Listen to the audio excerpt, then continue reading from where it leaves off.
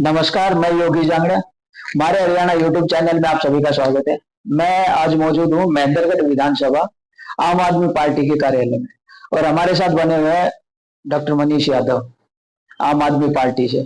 ये अपने इलेक्शन के लिए ताल भी ठोक चुके हैं महेंद्रगढ़ विधानसभा से, और आज हम इनसे जानते हैं कि इनका चुनावी एजेंडा क्या है। लोगों के बीच में जा रहे हैं तो लोग इनको क्यों सपोर्ट करें, इनके पास ऐसा क्या है कि बीजेपी और कांग्रेस इन दोनों को क्रॉस करके आम आदमी पार्टी लोगों पे एक बढ़त बना के सबसे आगे बढ़े। मनीष जी, हमारे चैनल में आपका स्वागत है। बहुत बहुत शुक्रिया। हमारे हरियाणा के सभी दर्शकों को मेरा नमस्कार जी। मनीष जी, सबसे पहले तो मैं आप हर दूसरे दिन देखता हूँ कि एक कॉन्फ्रेंस आ जाती है मनीष यादव के नाम से, प्रेस कॉन्फ्रेंस। हर एक मुद्दे के ऊपर सबसे पहले मनीष यादव की प्रेस कॉन्फ्रेंस आती है कि ये क्यों हुआ, ये नहीं होना चाहिए था, वो नहीं होना चाहिए था। मतलब पार्टी विपक्ष कोई और है, लेकिन विपक्ष की भूमिका विपक्ष नहीं निभा रहा है। आम आदमी पार्टी के जो कैंडिडेट है वो निभा रहे हैं, ऐसा क्यों? देखिए, आम आदमी पार्टी आज हरियाणा के अंदर एक उभरता हुआ विकल्प है। आम आदमी पार्टी 10 साल के छोटे से राजनीतिक सफर में अपने काम से जानी जाती है। दिल्ली और पंजाब में जिस तरह से लोगों की मूलभूत जरूरतों पे आम आदमी पार्टी ने काम किया, आज देश भर में जहां पर 75 वर्ष पूरे हो चुके देश को, ऐसे समय में भी देश भर में आज भी मूलभूत जरूरतों को पूरा नहीं कर सके जितनी भी राजनीतिक पार्टियां रही। तो ये लगता है कि आम आदमी पार्टी की विचारधारा जो है वो अब लोगों के दिलों में घर कर चुकी है, और आम आदमी पार्टी इसी प्रतिबद्धता के साथ कि आम लोगों की आवाज उठाना, आम लोगों के हक और अधिकार की आवाज उठाना, सरकार अगर कोई गलत फैसले करती है, सरकार अगर कोई मनमानी करती है, तानाशाही करती है, और सरकार को उसकी जिम्मेदारी याद दिलाना, इसकी प्रतिबद्धता को देखते आम आदमी पार्टी अपनी सक्रियता रखती है।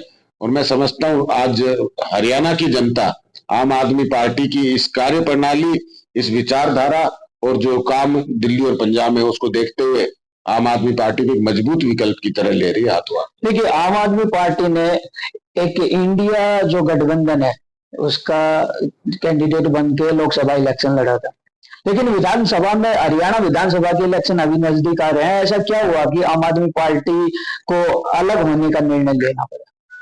देखो, मैं साफ तौर पे आपको बताता हूं कि इंडिया गठबंधन जो था वो उस वक्त देश के अंदर भारतीय जनता पार्टी बहुमत में आने के बाद जिस तरह से तानाशाही कर रही थी, जिस तरह से लोकतंत्र के साथ छेड़खानी कर रही थी, लोकतंत्र को खत्म करने का प्रयास कर रही थी, जिस तरह से लोगों का संविधान के साथ छेड़खानी कर रही थी, जिस तरह से आरक्षण जो हमारी प्रक्रिया है, आरक्षण की जो सुविधा है उसके साथ छेड़खानी कर रही थी, और मन माने तरीके से विपक्ष को दबाने का काम कर रही थी। जिसको मनाया उठाया, जिसके मनाया ईडी सीबीआई का दुरुपयोग करके उसको कमजोर करने का प्रयास किया। जहां किसी प्रदेश में अगर भारतीय जनता पार्टी के विपक्ष की सरकार बन गई तो उसको तोड़ने का काम। अच्छा, आपने अभी ईडी का नाम लिया, तो ईडी की कार्रवाई अभी कुछ समय पहले महेंद्रगढ़ में भी हुई है, तो उसके बारे में आप क्या कहेंगे? बिल्कुल मैं बताऊंगा। पहले मैं आपको इंडिया अलायंस वाली पूरी बात बता देता हूं कि उस वक्त देश के अंदर तानाशाही खत्म करना सबसे बड़ी जरूरत थी। देश का लोकतंत्र बचाना सबसे बड़ी जरूरत थी। आम आदमी पार्टी और अनेकों पार्टियां इस इंडिया गठबंधन का हिस्सा बनी, निस्वार्थ भाव से बनी, अपने राजनीतिक भविष्य को नजरअंदाज करके बनी, केवल और केवल ताकि देश के अंदर अगर लोकतंत्र सुरक्षित रहेगा तो फिर ही इन पार्टियों का कोई महत्व है, इन राजनीतिक दलों का कोई महत्व है। उस मकसद में पूरा इंडिया अलायंस कामयाब हुआ। आज जो निरंकुश सरकार भारतीय जनता पार्टी की इससे पहले मनमानी और तानाशाही करती थी, आज उस पर अंकुश लग गया। आज उसके दोनों हाथों में बैसाखी पकड़ा दी गई है। अब वो मनमानी नहीं कर सकती, अब आम लोगों की आवाज उसको सुननी पड़ेगी, आम लोगों की जरूरतों पर ध्यान देना पड़ेगा, आम लोगों की समस्याओं पर ध्यान देना पड़ेगा। तो मैं समझता हूँ इंडिया अलायंस का जो काम था, जो मकसद था, वो पूरा करने के बाद आज हरियाणा का चुनाव है, और हरियाणा के चुनाव में कभी भी हमने ये कहा नहीं कि हम कांग्रेस के साथ गठबंधन में उतरेंगे, ना हमारे पास कोई मोटिव रहा उस वक्त देश का मोटिव था तो इंडिया गठबंधन हुआ। नहीं, ये फैसला किसका रहा, आम आदमी पार्टी या कांग्रेस का, कि हम अलग अलग चुनाव लड़ेंगे? नहीं, अलग अलग चुनाव, फैसला तो ये करना था ना कि हम साथ में चुनाव लड़ेंगे अगर लड़ना होता तो। ये तो पहले से ही हम अलग अलग थे, अलग अलग विचारधारा है। सिर्फ देश को बचाने के लिए उस वक्त अलग अलग विचारधारा के लोग एक साथ आए थे। अब प्रदेश का चुनाव है, अपनी विचारधारा अपने काम के तरीके से हम लोग जनता के बीच में जा रहे हैं, तो ये कभी तय ही नहीं हुआ कि हम लोगों को 7 विधानसभा चुनाव लड़ना है। ये बस एक भ्रम जो है किसी तरह से फैलता चला गया, लोगों को ये लगने लगा, मीडिया के साथियों को भी ये लगने लगा कि साथ में उतरना चाहिए, नहीं उतर रहे तो सवाल पूछना चाहिए। देखिए, अब अगर आप हरियाणा के अंदर आम आदमी पार्टी अगर पकड़ बनाती है तो 2 पुरानी पार्टियां हैं। एक पार्टी का तो अभी लोग बोलते हैं कि खत्म हो चुकी है, अभी 2 पार्टियां बची हुई हैं, कांग्रेस बीजेपी। उनका एक एजेंडा है, उनका एक मतलब लोगों के अंदर एक छाप बनी हुई है कि ये कुछ पहले राज कर चुके हैं, कुछ कर रहे हैं। और आम आदमी पार्टी हरियाणा के अंदर ये मान के चले कि नहीं है। तो उनका क्या एजेंडा है, आपका क्या एजेंडा रहेगा कि आप उनको कवर करके और लोगों के दिलों में अपना घर बना सके? एजेंडा साफ है। 2014 में पूरे देश की जनता ने कांग्रेस के राज को खत्म किया, भ्रष्टाचार को देखते हुए। भ्रष्टाचार मुक्त भारत बनाने, भ्रष्टाचार मुक्त राज्य बनाने के लिए हर जगह से कांग्रेस का सफाया होना शुरू हुआ। 2014 में ये मौका भारतीय जनता पार्टी ने लिया, लेकिन जिस तरह से भ्रष्टाचार किया उसने भारतीय कांग्रेस को भी माफ किया।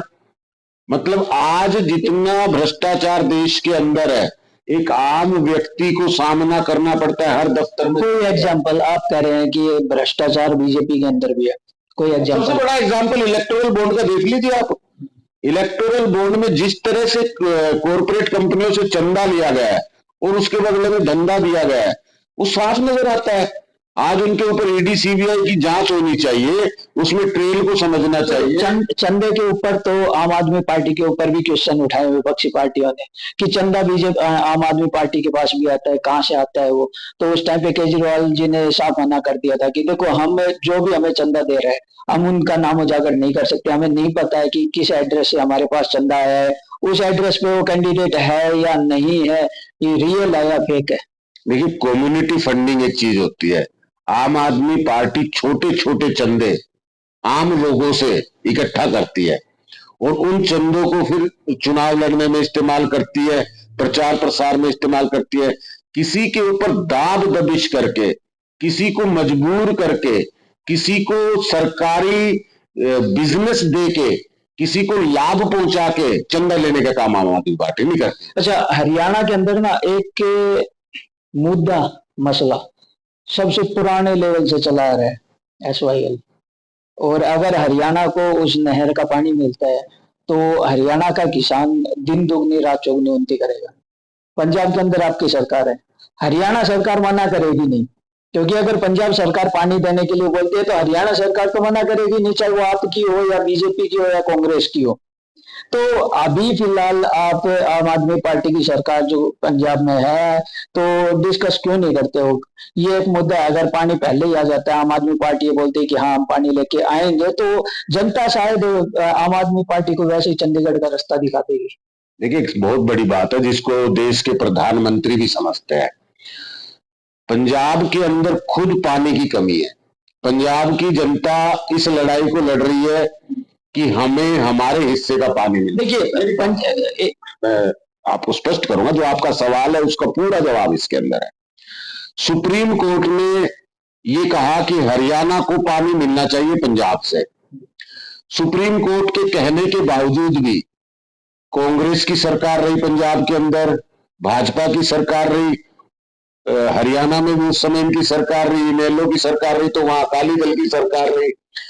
ये जिम्मेदारी बनती थी कि जिस वक्त कोर्ट ने ये फैसला किया तो इन दोनों स्टेट्स के जो प्रतिनिधि थे, जो सरकारें थी, उनको बैठकर इस पे तुरंत काम करना शुरू करना चाहिए था, न कि राजनीति करना। लेकिन उस वक्त इसको एक राजनीतिक मुद्दा बनाया गया। तो अब तो आपकी पार्टी की पूरी बात सुननी पड़ेगी। आज इसको राजनीतिक मुद्दा बनाया, सालों तक राजनीतिक मुद्दा बनाकर आप यहां तक लाए। अब आप उम्मीद करते हैं कि आम आदमी पार्टी जो पंजाब के लोगों के हक के लिए वहां सरकार बना रही है, वो ये फैसला कर दे कि भाई आज मैं सुप्रीम कोर्ट की पालना करूंगा। मैं कहता हूं कि हम सुप्रीम कोर्ट की पालना करने के लिए तैयार हैं। सुप्रीम कोर्ट में स्पष्ट निर्देश दिया है कि केंद्र के मंत्री यानी प्रधानमंत्री दोनों राज्यों को बिठाकर इस पर मतलब सकारात्मक कार्रवाई बढ़ाए, इस फैसले को लागू करने की तरफ कदम बढ़ाए। लेकिन देश के प्रधानमंत्री बजाय कि दो पार्टियों, दो सरकारों को बिठाकर इस पर चर्चा करें, देश के प्रधानमंत्री 2018 के अंदर, 2014 में बन गए थे नरेंद्र मोदी जी, 2018-19 की बात है, दादरी के एक मंच से उन्होंने चीख चीख के ये कहा कि देश का अधिकांश पानी पाकिस्तान बहकर जा रहा है, सालों से बहकर जा रहा है। इन सरकारों ने पाकिस्तान में जाने वाला पानी कभी नहीं रोका। ये पानी मोदी रोकेगा, ये पानी मोदी रोकेगा और मोदी ने इस पर काम शुरू कर दिया है। आने वाले समय में हरियाणा की, पंजाब की, राजस्थान की, मध्य प्रदेश की, पूरे हिंदुस्तान की प्यास बुझाने का काम आपका बेटा करेगा। अरे भाई, इतना सुंदर भाषण दे रहे हो, आपकी जिम्मेदारी नियुक्त कर रखी है सुप्रीम कोर्ट ने, आप भाषण दे रहे हो, आपके लोग काम शुरू कर चुके हैं 2018 में, आज 2024 है, कहां तक पहुंचा वो काम? देश के प्रधानमंत्री को जवाब देना चाहिए कि नहीं देना चाहिए? हम कहते हैं फिर भी इस राजनीतिक मुद्दे को, जिसको एक अहम मुद्दा था, जो जरूरत का मुद्दा था आम लोगों के लिए, उस फैसले को आज तक लागू नहीं किया। आम आदमी पार्टी हमेशा तैयार है, जब हमारी दोनों प्रदेशों में सरकार हो और केंद्र में भी हमारी सरकार हो, तो एक मिनट नहीं लगाए हम इस फैसले को ठीक करने में। आज हम ये कहते हैं कि प्रधानमंत्री को जिम्मेदारी लेनी चाहिए, बरगलाना, झूठे भाषण देना, झूठी वाहवाही लूटना, इससे बचना चाहिए और जनता के इस अधिकार के लिए सुप्रीम कोर्ट के इस फैसले को जमीन पर लागू करने में मदद करनी चाहिए। अच्छा, आपका एक एजेंडा है चुनावी कि हम हरियाणा के अंदर आएंगे, बिजली पानी फ्री देंगे, इसका बजट पे असर नहीं पड़ेगा, कहां से पैसा आएगा? देखिए, सब किसी भी प्रदेश के अंदर आज हरियाणा के ऊपर लगभग 3.5 लाख करोड़ का कर्ज है। मैं समझता हूं कि आम आदमी पार्टी ने जब पंजाब के अंदर कमान संभाली थी, तो वहां पे भी लगभग 3 लाख या 3.5 लाख के आसपास इतना कर्जा पंजाब सरकार के ऊपर था। आम आदमी पार्टी ने 6 महीने के अंदर 300 यूनिट बिजली प्रति माह पंजाब की जनता को देनी शुरू कर दी, 50,000 नौकरियां भी दे दी, सरकारी स्कूलों का कायाकल्प करना भी शुरू कर दिया। आम आदमी पार्टी की सरकार ने वहां मोहल्ला क्लिनिक, लगभग 800 मोहल्ला क्लिनिक भी बनाए। ये सारे काम किए पहले साल में, और उसके बावजूद वहां पे एक नया पैसा कर्जा नहीं लिया गया। वहां की सरकार, वहां का बिजली विभाग, जो पहले नुकसान में चलता था, जो कर्जा लेता था, वो पहली बार, तो नहीं, आप बोल रहे हो कि कर्जा नहीं लिया गया, ठीक है, लेकिन कुछ ना कुछ इन्वेस्टमेंट बढ़ी, क्योंकि पहले बिजली का बिल आता था, पानी का बिल आता था, वो आपने फ्री कर दिया। तो हरियाणा के दर्शकों को मैं बता दूं कि सरकार की जमा पूंजी में जो हम लोग टैक्स का पैसा, जीएसटी का पैसा, हर एक वस्तु के साथ जो टैक्स के रूप में जमा करते हैं, वो इतना काफी है कि अगर सरकार चाहे तो इस देश के गरीब और अमीर के बीच के फासले को घटा सकती है, गरीब लोगों की जरूरतों को पूरा करने के लिए योजनाएं ला सकती है। लेकिन जो भ्रष्टाचार में लिपटी हुई सरकारें हैं, जिनके पास ये तरीका नहीं है, जिनकी ये मंशा नहीं है, जिनकी ये नीयत नहीं है, इस कारण से आज तक ये सरकारें नहीं कर पाई। आम आदमी पार्टी की सरकार दिल्ली में है, सारी सुविधाएं देती है आम आदमी पार्टी, चाहे बिजली की बात करो, चाहे पानी की बात करो, बुजुर्गों को तीर्थ यात्रा कराना, महिलाओं को बस यात्रा मुफ्त कराना, शहीद के परिवार को 1 करोड़ रुपए सम्मान राशि देनी, गरीब के बच्चों का मुफ्त इलाज करना, परिवारों का, गरीब के बच्चों को मुफ्त शिक्षा देना, ये सारे काम करने के बाद भी 8,000 करोड़ रुपए मुनाफे में चल रही है दिल्ली की सरकार। आपने बोला कि आपकी सरकार है वो गरीब और अमीर, उसके बीच का फैसला कम करेंगे। ये फ्री देने से, बिजली फ्री दे दी या फिर पानी फ्री दे दिया, सुविधाएं मुहैया करवा दी, उनसे ये जो फैसला है कम नहीं हो सकता। क्यों नहीं हो सकता? समय है आपके पास। ये मैं कहता हूँ समय है आपके पास ना, मैं पूरी बात बताता हूँ और 2 मिनट के अंदर बताता हूँ कैसे कम होता है। ये फैसला, एक सेकंड, फासला कैसे कम होगा मैं बताऊंगा आपको। आप एक बात बताओ, एक गरीब व्यक्ति है, जी, एक गरीब व्यक्ति दिन भर दिहाड़ी करता है और दिहाड़ी करके कितना कमा पाता है? उतना कमा पाता है जितने से उसकी रोजमर्रा की जिंदगी चले, आज का काम चले। कल का काम करने के लिए सुबह फिर घर से निकलना पड़ेगा। एक गरीब व्यक्ति पूरे दिन भर काम करता है, एक दिन का कमाता है। उसको अगर अतिरिक्त खर्चा करना पड़ जाए, अगर उसको बीमारी हो गई, कोई बाई चांस इलाज कराने जाना पड़ा, तो वो अतिरिक्त खर्चा है, उसकी व्यवस्था उसके पास में कर्जा लेना पड़ेगा। अगर उसको बच्चे को पढ़ाना है, वो अतिरिक्त खर्चा है, उसका इंतजाम उसके पास में कर्जा लेना पड़ेगा। अगर अच्छा पढ़ाना है तो सरकारी स्कूल में तो जैसे मर्जी डाल दो, अगर खाने के लिए नहीं हर चीज की। हरियाणा के अंदर ना आज के दिन प्राइवेट स्कूलों की फीस इतनी हाई लेवल पर पहुंच चुकी है कि एक गरीब परिवार है वो वहां पढ़ा। सरकारी स्कूल, मुझे सिर्फ इतना बताइए, आप सरकारी स्कूल में पढ़ाने से उसका भविष्य बन सकता है कि नहीं बन सकता? अगर फैसिलिटी उच्च स्तर की होंगी तो। आज है क्या? आज अवेलेबल आज नहीं है, जमीन पर वो फैसिलिटी अवेलेबल नहीं है। आज दिल्ली के अंदर शानदार सरकारी स्कूल बना के और मुफ्त में इन बच्चों को शिक्षा देके सरकार ने इनके भविष्य का जो सपना, इनके भविष्य का जो रास्ता खोला है, मैं समझता हूं इसमें कोई गलत काम नहीं है। एक गरीब व्यक्ति का बच्चा पढ़ लिख कर अगर कुछ बन गया तो वो दिहाड़ी छोड़कर, रोजमर्रा की जिंदगी की कमाई छोड़कर अच्छी कमाई करके अपना घर बना सकता है, अपनी गरीबी से लड़ाई लड़ सकता है। देखिए, जहां बिजली की बात की थी आपने, मैं सारी बात आपको बताऊंगा, एक भी बात तर्कपूर्ण ना लगे तो आप मुझे टोक देना। मैं जनता के सामने बात कर रहा हूं आपसे और पूरी जिम्मेदारी से बात कर रहा हूं। जहां आप बिजली की बात करते हैं, पानी की बात करते हैं, बस यात्रा की बात करते हैं, इन सब मुफ्त सुविधाओं की बात, अगर एक व्यक्ति को आपने 200 यूनिट बिजली मुफ्त दे दी, उसको 1200-1300 रुपए महीने की बचत हुई। अगर 1200-1300 रुपए महीने की बचत होती है तो कितने दिन की दिहाड़ी मानते हैं? 2 दिन की दिहाड़ी लगा लो, 3 दिन की दिहाड़ी लगा लो। 3 दिन की दिहाड़ी उसकी अगर बच जाती है तो हो सकता है 3 दिन वो काम से छुट्टी कर सकता है। 3 दिन अगर वो काम से छुट्टी कर सकता है तो 3 दिन वो, जब आप एक काम में निरंतर काम करते रहो, सोचने का वक्त नहीं मिलेगा आपको। एक इंसान कब बड़ा बनता है? तब बड़ा बनता है जब उसको कुछ सोचने का वक्त मिले, कुछ नया करने का वक्त मिले। तो वो 3 दिन उसको हम इस रूप में दे सकते हैं कि वो आज सोच सकता है कोई नया रिस्क लेना है, कोई नई योजना बनानी है, मैं कुछ और करके कैसे कमा सकता हूं, ये मदद मिल सकती है। ये नहीं भी कर पाया, मान लो दिहाड़ी ही करनी है, तो वो पैसा उसको कहीं ना कहीं उसको इलाज कराना पड़ गया तो उसके काम आएगा। उसके घर में कोई नई चीज लानी पड़ी तो उसके काम आएगा। वो उसके बचत खाते में जमा कर ले, कभी शादी करनी हो तब काम आएगा। अनेकों तरह से उसके काम आ सकता है।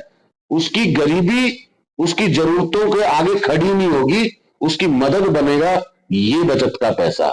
चाहे वो शिक्षा के माध्यम से बचाए, चाहे वो अस्पताल से बचाए, चाहे वो बिजली से बचाए, चाहे वो पानी से बचाए, चाहे वो तीर्थ यात्रा से बचाए, ये सारी की सारी जरूरतें, सुविधाएं उसको कहीं ना कहीं गरीबी से लड़ने में मजबूत करती हैं। अच्छा, अब एक मुद्दा रह जाता है रोजगार। रोजगार का अगर यहाँ पे दक्षिण हरियाणा में जिला महेंद्रगढ़ पहले पिछड़े क्षेत्र के अंदर आता है, यहाँ कोई प्राइवेट रोजगार नहीं है, इंडस्ट्रियल वगैरह नहीं है। अगर रोजगार करना है तो गुड़गांव जाओ, दिल्ली जाओ, वहां पे रेंट पे रहना, अगर सैलरी 20,000 है तो आपको 15,000 तो वहीं पे देके आना पड़ेगा, आप कुछ बचा ही नहीं सकते हैं। तो रोजगार को लेकर आपका क्या एजेंडा है कि यहाँ दक्षिण हरियाणा में रोजगार बढ़े? देखिए, मैं समझता हूँ कि दक्षिणी हरियाणा के अंदर रोजगार बढ़ना, सीधी सी बात है, एक तो सरकारी रोजगार होता है और एक होता है प्राइवेट रोजगार। जो सरकार की जिम्मेदारी है कि एक क्षेत्र के अंदर प्राइवेट रोजगार किस तरह बढ़े, इस पे वो काम करे। महेंद्रगढ़ आज तक पिछड़ा है क्योंकि किसी तरह की सरकार की कोई परियोजनाएं इस क्षेत्र में नहीं आई। हम समझते हैं एक बहुत लंबित परियोजना कई सालों से आईएमटी के रूप में, यानी उद्योग यहाँ स्थापित हो सकते थे। अगर वो उद्योग यहाँ स्थापित हो जाते तो आज अनेकों कंपनियां होती, फैक्ट्रियां होती, काम, उनको बहुत सारी लेबर की जरूरत पड़ती, बहुत सारे एम्प्लॉइज की जरूरत पड़ती, तो यहाँ के नौजवानों के लिए वो एक रोजगार का रास्ता खुल जाता। मैं समझता हूं कि अब महेंद्रगढ़ के किसी व्यक्ति को अगर मान लो सरकारी नौकरी में जगह नहीं मिली या सरकारी नौकरी भी नहीं मिली और प्राइवेट के लिए अगर वो निकलता है, तो महेंद्रगढ़ में कोई जगह नहीं है जहां वो प्राइवेट नौकरी के लिए जा सकता है, किसी दरवाजे पर खड़ा हो सकता है। सारा का सारा इंडस्ट्रियल एरिया यहाँ से लगभग 100 किलोमीटर दूर जाके शुरू होगा। तो ये मैं समझता हूँ कि वो वहां 20-25 हजार रुपए की प्राइवेट नौकरी भी करेगा, बेचारा घर भी लेगा, वो वहां रहेगा, तो वो उसके किसी काम की नहीं। वो एक अकेले खुद का तो सहारा बन सकता है, लेकिन अपने परिवार की मदद नहीं कर सकता, अपने परिवार का सहारा नहीं बन सकता, वो कोई जिम्मेदारी नहीं ले सकता। तो यहाँ पर हम समझते हैं उद्योग स्थापित होने चाहिए, और विशेष रूप से जो लंबित परियोजना अगर वही पूरी हो जाती है तो ये रास्ते खुल सकते हैं। आईएमटी के मुद्दे को राजनीतिक मुद्दा बना के कांग्रेस ने भी और भारतीय जनता पार्टी ने भी 4 योजनाओं से वोट बटोरा है। अच्छा, ये जो लंबित परियोजना है, इसके ऊपर आपने कभी सवाल उठाए, आपने कभी विरोध प्रदर्शन किया? बिल्कुल, हमने इसके बारे में हर बार जब भी हमें मौका मिला है, केंद्र का कोई यहाँ पे प्रतिनिधि आया हो, हमारे मुख्यमंत्री आए हो, सबके सामने हमने इन परियोजनाओं के बारे में बार बार रखा है। और ये केवल एक परियोजना नहीं है, अनेकों मांग है महेंद्रगढ़ की, जो क्षेत्रीय मांग है। हमारे महेंद्रगढ़ के अंदर आज महेंद्रगढ़ नाम का जिला है, लेकिन जिला मुख्यालय का इंतजार कर रहे हैं हम लोग। हमारे यहाँ अगर मुख्यालय संबंधित अधिकारियों से कोई भी काम पड़ता है किसी आदमी को, तो उसको चलकर नारनौल जाना पड़ता है। सबसे पुराना जिला होने के बावजूद भी एक तहसील से भी छोटा कस्बे जैसा माहौल जो है, वो यहाँ के लोगों को, सुविधा जो है यहाँ के लोगों को मिलती है।